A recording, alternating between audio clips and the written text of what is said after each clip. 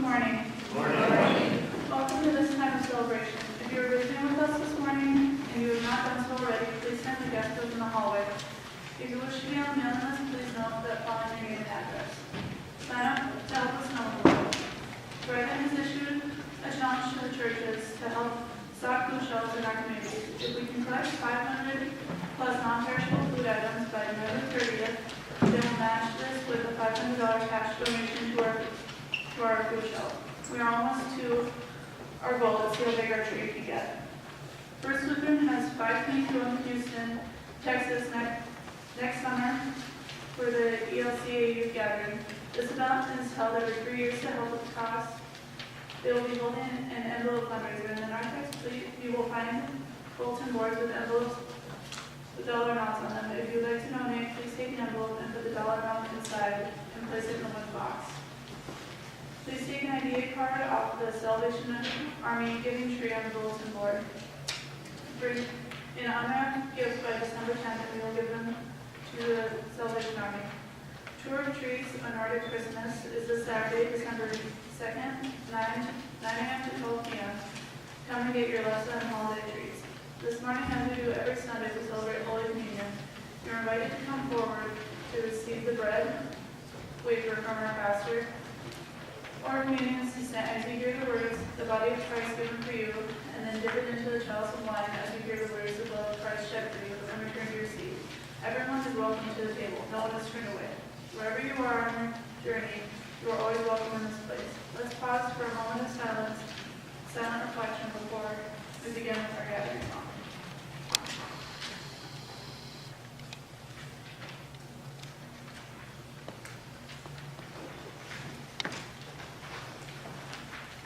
Our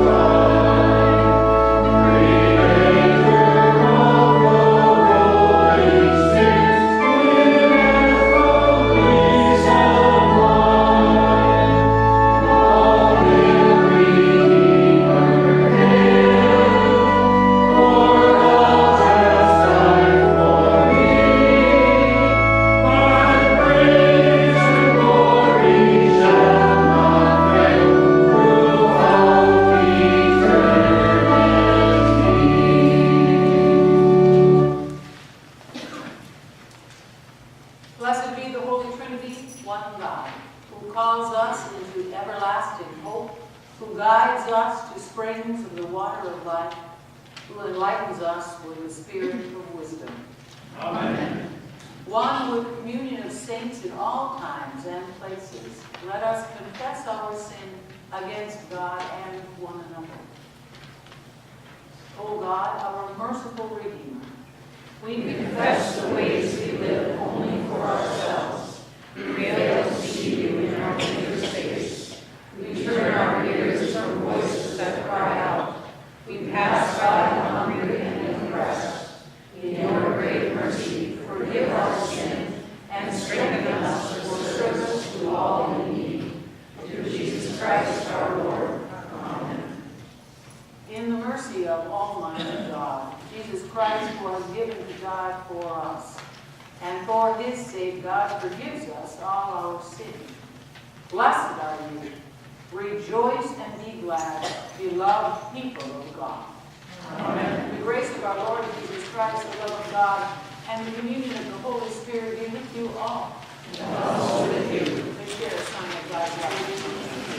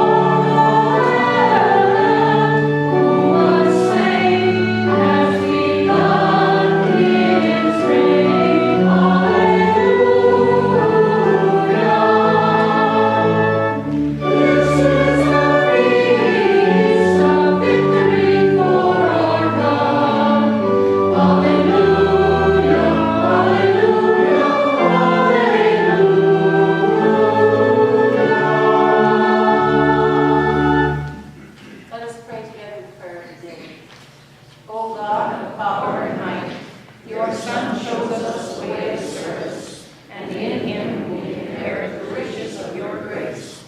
Give us the wisdom to know what is right, and the strength to serve the world you have made. Through Jesus Christ, our Savior and Lord, who lives and reigns with you in the Holy Spirit, one God, now and forever. Amen. May be seated with you.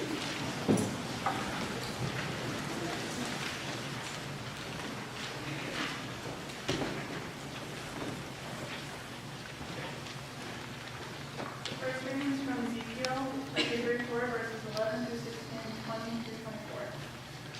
Thus says the Lord God, I myself will search for my sheep and will seek them all. As shepherds seek out their flocks when they are among their scattered sheep, so I will seek out my sheep. I will rescue them from the places to which they have been scattered on a day of clouds and thick darkness. I will bring them out from the peoples and gather them from the countries and bring them into their own land. And I will feed them on the mountains of Israel and by the watercourses in all the inhabited parts of the land. I will feed them with good pasture, and the mountain heights of Israel shall be their pasture. There they shall lie down in good grazing land, and they shall feed on the rich pasture of the mountains of Israel. I will be the shepherd of my sheep. I will make them lie down, says the Lord God. I will seek the lost, and I will bring back the strayed. And I will bind up the injured, and will strengthen the weak. But the fat and strong I will destroy. I will feed them with justice. Therefore, says the Lord God to them, I myself will judge between the fat sheep and the lean sheep, because you pushed with flank and shoulder, and butted at all the weak animals with your horns until you scattered them far and wide. I will save my flock, and they shall no longer be ravaged, and I will judge between sheep and sheep. I will set up over them one shepherd, my servant David, and he shall feed them. He shall feed them and be their shepherd, and I, the Lord, will be their God. My servant David shall be prince among them. I, the Lord, have spoken. The word of the Lord. Thanks be to God. Psalm 95, verses 1 through 7a. Come, let us sing to the Lord. Let us shout for joy to the rock of our salvation. Let us come before God's presence with thanksgiving and raise a loud shout to the Lord our songs. For you, Lord, are a great God, and a great ruler above all gods. In your hand are the caverns of the earth, the heights of the hills are also yours. The sea is yours, for you made it, and your hands have molded the dry land. Come, let us worship and bow down. Let us kneel before the Lord our Maker. For the Lord is our God, and we are the people of God's pasture and the sheep of God's hand. The second reading is from Ephesians chapter 1, verses 15 through 23.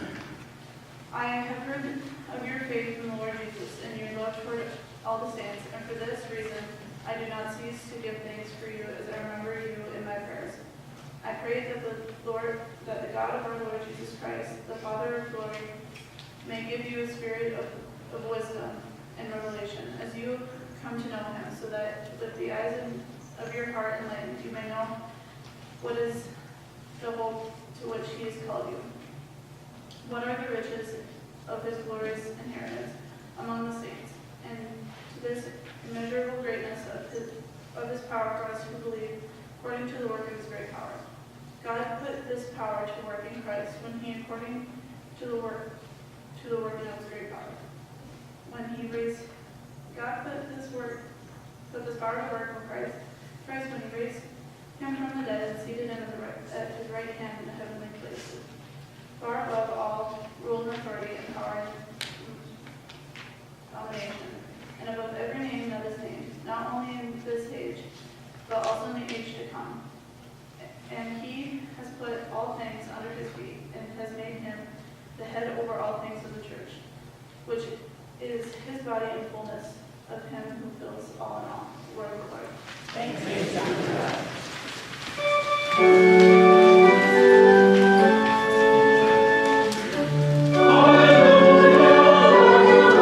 Shall we go? You have the words of eternal life.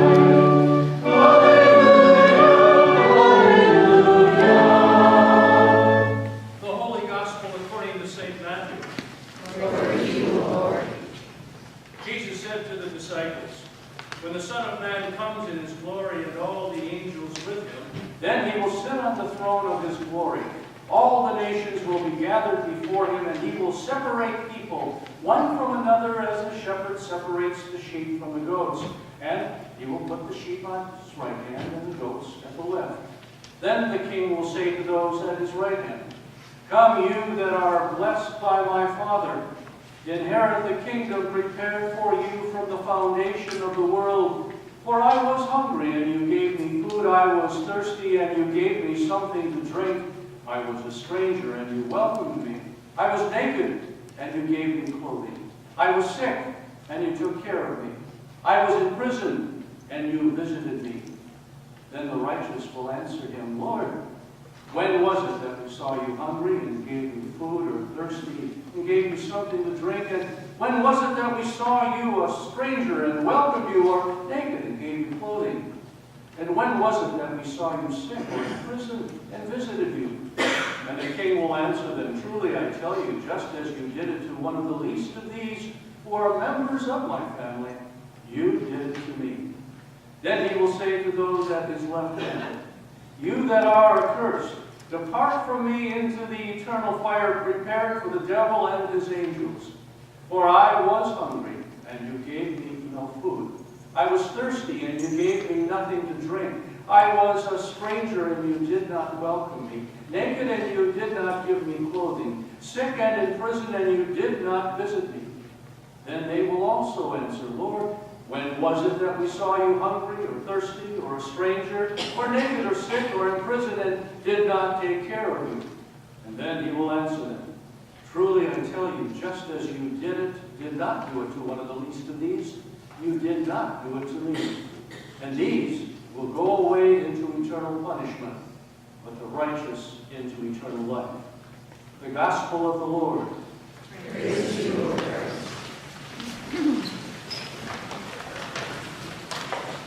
Grace, mercy, and peace be with you from the God whom we know as Father, Son, and Holy Spirit.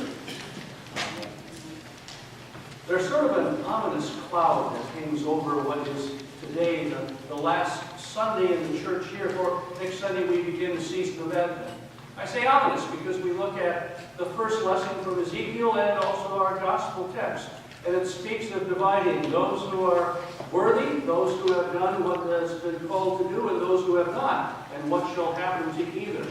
And so there is that question that always rises up for those who do not hear the grace that is also present in that lesson. The fear of who I am and what I have done with my life. Am I adequate? Am I able? Am I saved? I would share with you this morning a foundation, lest we forget who we are and whose we are. 3 events in my life that speak to what our gospel text says so clearly for us to hear for this morning. A few decades ago, quite a few decades ago, when I was in my last year in college, I was dating a girl who was practice teaching in a town nearby. It was her birthday on that weekend, but I was not with a car, and I thought, well, at least a good phone call will make the day.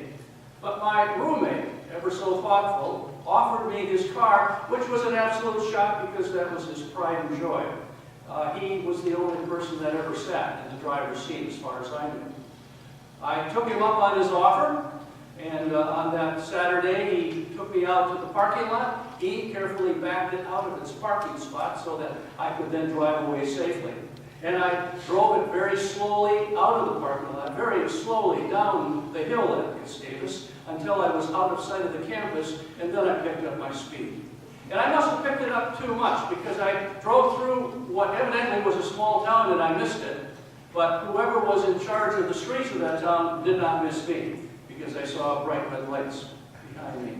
Not your usual police car. It was somebody's car that they had put lights on, and he obviously was the town policeman part-time because he was still wearing his coveralls from working in the auto shop in town. And he came up to me and he said, "You were going 10 miles over the limit." And I said, "I could very well have been doing that. I guess I wasn't paying attention." Gave me the ticket and he said, "You need to be in court." The county seat on Friday at 10 o'clock. I was kind of shocked at that. I had always heard that all you had to do is pay the fine and mail it in. But that cast a dark cloud over the rest of that day. Went back, reported to my roommate, who said, well, I guess you can have the car again to go and pay your fine. Well, I withdrew everything I had in my savings account, which as a senior in college is not much, hoping that that would cover it. And I went to the county seat. And I thought it would be a traffic court. That's what I had in my mind, or at least a window where you go up and admit your guilt and pay the fine. But no, I was going to regular court. I signed in and I received the number and I sat down, and the numbers were being called off, not in any order. They were just simply being called off. And people came and went into that courtroom, and they would come out red-faced, disgruntled. Some came out in handcuffs. Some were escorted out. And I kept on looking at this. I'm going, good heavens, what goes on in that court? Having never been in such a situation before. Till finally my number was called and I went in. Such a strange place. Instead of looking up at a judge who was sitting at a table. And I looked at him and he said, you need to come up here and stand. And I stood there and he looked at me and he said, where do you live? And I said, well, I live up north. And told him, and he said, what are you doing here? I'm going to college at St. Peter. Gustavus, yes. What year are you? I said, senior. I said, things are getting tight, aren't they? I said, yes, sir, they are. He said, you probably don't want to speak to that town ever again, do you? I said, no, sir, I won't. He says, your fine is $10. Big sigh of relief. $10 I could afford, and I left that court. But I had fear in my heart for at least 3 hours. I was watching each one of these individuals come in smiling and leaving in tears or in handcuffs or red-faced. Fear, utter fear. And I know that there are places in my life where fear works very well. Because for at least the next 3 months, whenever I was driving a vehicle, I was always 5 miles less than the required limit. But after that, who knows? The point being is fear does drive us to do things right or prevent us from doing some things. But it is not the driving force of our gospel text for this morning. We do not need to fear being divided. That's not where we are in that lesson this morning. The year was 2004. It was August 13th, late in the afternoon, when Hurricane Charlotte hit Port Charlotte, Florida. I lived a few miles to the south in Fort Myers, and we did get some of that wind, but nothing like what devastated Port Charlotte.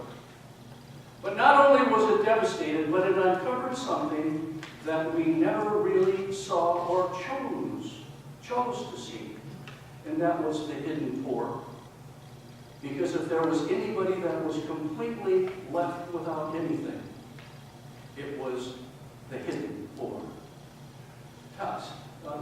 In that town, home after home had to be wiped out, leveled to the ground, including a concrete block school that was so filled with mold they could not have it. It was not recoverable, and so it too had to be leveled. But for 3 weeks after that hurricane, there still was no electricity in that town. That's how devastating it was. But in the midst of that, a call went out to the different divisions of the Lutheran Church, to Wisconsin Synod, to Missouri Synod, to the ELCA, to meet in the one room in this church, the Lutheran church, that was not hit by the tornado. And so we sat in that room with the windows wide open, and we could hardly breathe. It was so hot and humid. But as one of the members who was there, a member of the Wisconsin Synod leadership, said, this is the first time in his history that these 3 bodies and their pastors in that area sat together. We seldom even talked with each other, much less existed in the same room. And the purpose of that was to come together to deal with that which had been uncovered, and that which the city could not handle, that which the crisis people could not handle, and that was those who were now out on the streets, the hidden poor. And so we pulled resources together in a wonderful, remarkable way. And the first thing that went out were We went to grocery stores and got discounted gift cards, and we bought boxes of food, and wherever we walked into some of these neighborhoods that probably no pastor has ever walked before, we knocked on doors, and most of those doors were on vacant homes. But those that we found, they were offered the food and the gift card to get whatever they needed. To one place, it was interesting. It looked like a travel trailer that had been settled on that cement pad rather than a trailer that had been down permanently. The stairs were blown away by the storm, and when we knocked on the door, a rather disheveled man answered. We found out later that he was a World War II veteran, and he had come back to this place to live out his lives, living only on his disability checks, suffering injuries during the war. We offered him the food, and he received it gratefully. We offered him the gift card, and he said no. And we said, why not? You can use this for anything you want. No, because what I would use it for, you probably, as church people, wouldn't let me. And I said, push that out. What do you mean? He said, well, every week, a few of the guys would get together and play cards. We haven't for as long as this hurricane has been in our midst. Tonight, we're going to get together. And I was going to buy some beer. And I said, if I'm still here in town, I'll stop by and have one with you. And with that, a day was made for him. But one of the surprises in the hidden court, the lost who are gathered together, was we opened up an area where we brought in clothing. And we made sure that there was sufficient amount of new clothing there as well. But what so surprised us, as one volunteer came to us and said, today we discovered the answer. And I looked at her and said, the woman who is standing over there helping us is a woman who has 3 boys. And those 3 boys rotate the day that they go to school. One on Monday, one on Tuesday, one on Wednesday, and then the cycle repeats again. Because they only had one set of school clothes among them. The hidden poor. And today, they were dressed in new clothes. Surprisingly, in the hidden poor, it was not the clothing. It was what they requested that totally shocked us. We thought that we had all bases covered, and we were pretty confident in all things, but we did not have underwear and socks. The 2 things that went the most immediately. What I say about that moment is it was not fear that drove us to be in a place, in a time. It was a call for help, and many of us responded, not patting ourselves on the back, but getting there and being absolutely overwhelmed at what we lived with every single day, but we did not open our eyes and see the face of Jesus in each one of their faces. And so how do we approach those kinds of moments in our lives, those particular opportunities that avail themselves constantly in our lives? Well, I was in Jackson, Minnesota, in a wonderful rural town, in a farming community. Thanksgiving Eve service was always wonderfully attended because it was finally a time when the farmers were totally out of the fields. It was finally the time when they could stop for a brief period of time before they picked things up and started to put things together for the next season, for the next seeding that would come about, even though that would be months away. And the hymn that we sang that I just picked because I thought it was a Thanksgiving hymn turned out to be their hymn that they would sing literally from memory. These stoic German farmers would raise voices that I could not believe they had to sing the song that we are going to sing today, our hymn of the day. And I never looked at those words other than just being a hymn. But for them, it was a statement of who they are. Come, ye faithful people, come, raise the song of harvest home. All be safely gathered in ere the winter storm begins.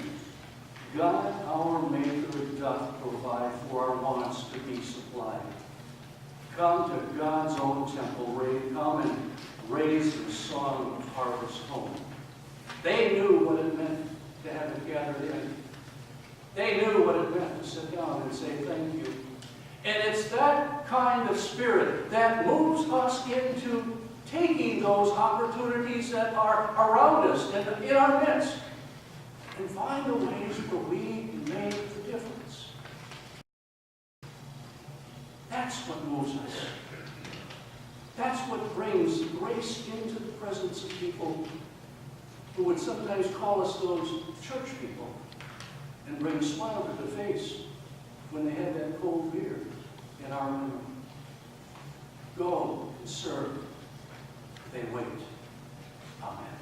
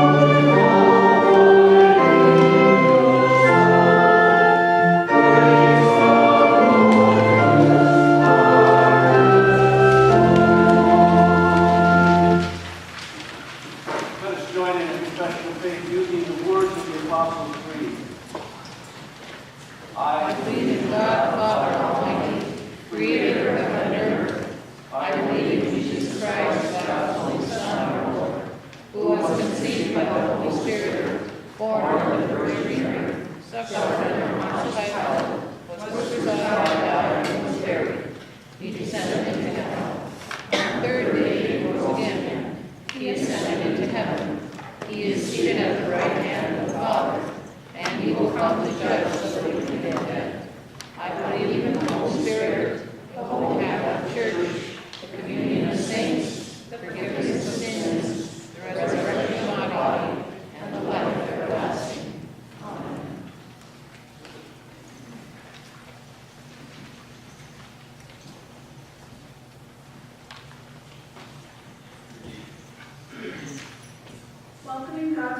righteousness and mercy. Let us pray with people of every time and place. Almighty God, your merciful rule encompasses all the earth.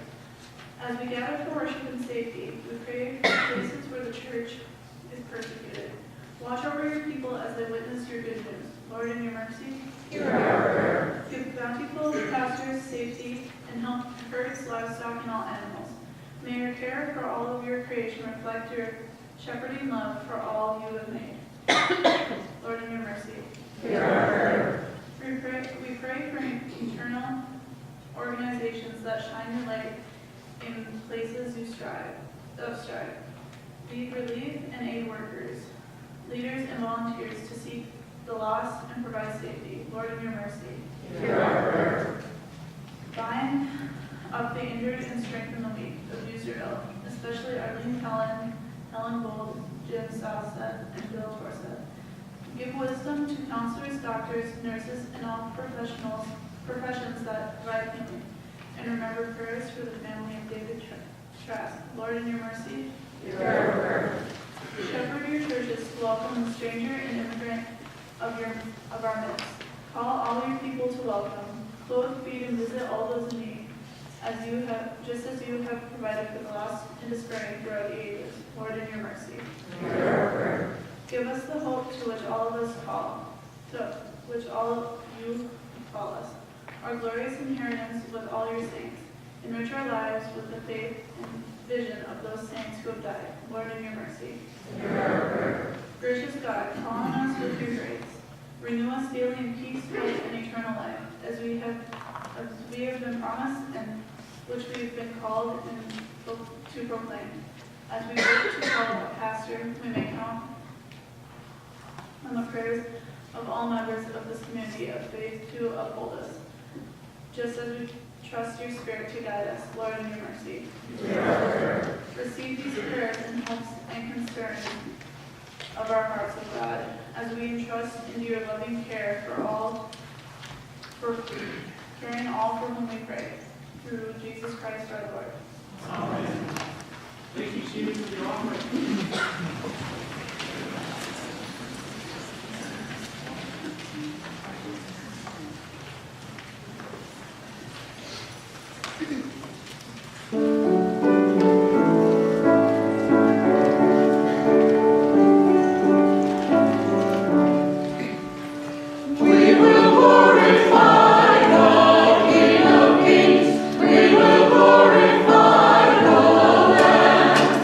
We will glorify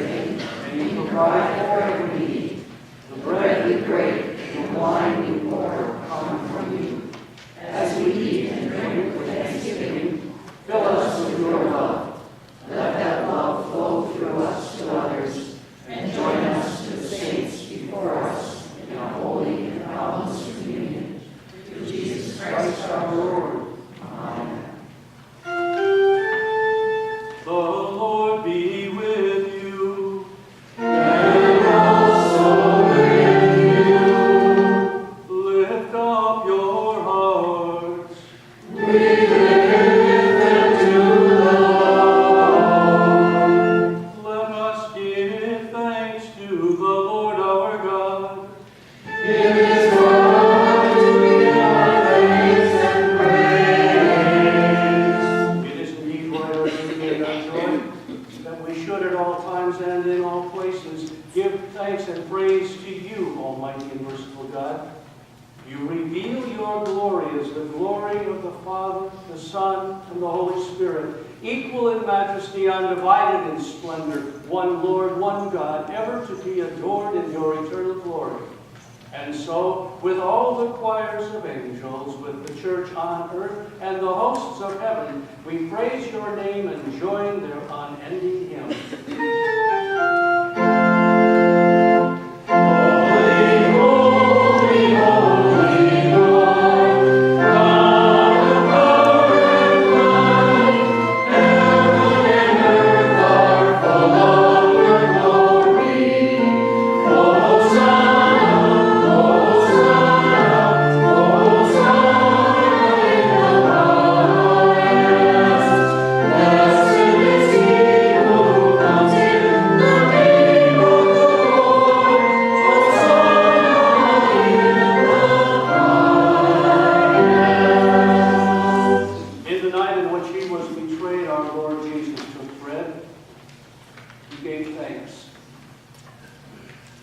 And he broke it.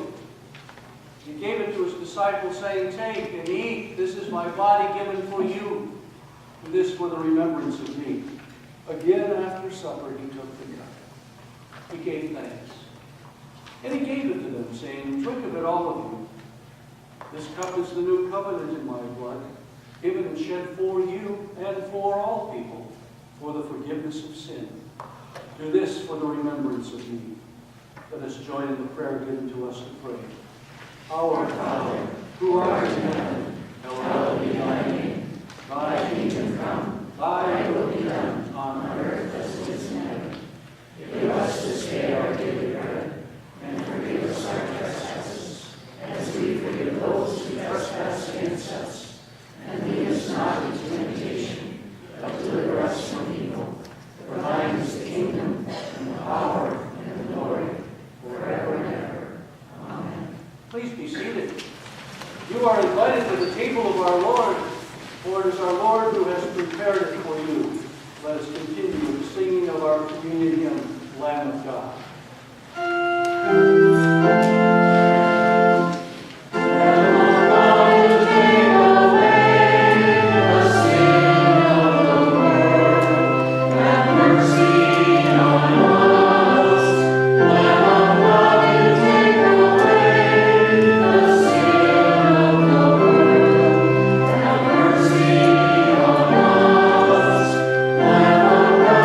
Take away